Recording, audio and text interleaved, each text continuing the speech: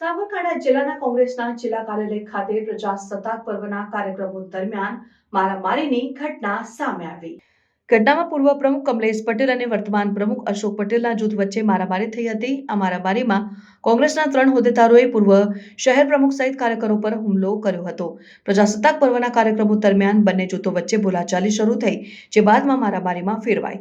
આ ઘટનાને કારણે કાર્યાલયમાં અફરાતફરી મચી ગઈ અને કાર્યકરોમાં ભયનો માહોલ સર્જાયો। પોલીસે તાત્કાલિક સ્થળ પર પહોંચીને પરિસ્થિતિને કાબૂમાં લીધી। પોલીસે રાઉટિંગનો ગુનો નોંધી 7 લોકોની ધરપકડ કરી છે અને વધુ તપાસ હાથ ધરી છે। પોલીસે જણાવ્યું કે આ પ્રકારની હિંસક ઘટનાઓને રોકવા માટે કડક પગલાં લેવામાં આવશે અને દોષિતોને કાયદાના કટઘામાં લાવવામાં આવશે। આ ઘટનાને કારણે સાબરકાંઠા જિલ્લામાં કોંગ્રેસના કાર્યકરોમાં ભયનો માહોલ છે અને નાગરિકોએ વધુ સુરક્ષા માટે પોલીસને અપીલ કરી છે। પોલીસે જણાવ્યું કે અમે નાગરિકોની સુરક્ષા માટે તમામ જરૂરી પગલાં લઈ રહ્યા છીએ અને આવા કિસ્સાઓને રોકવા માટે સઘન ચકાસણી કરી રહ્યા છીએ।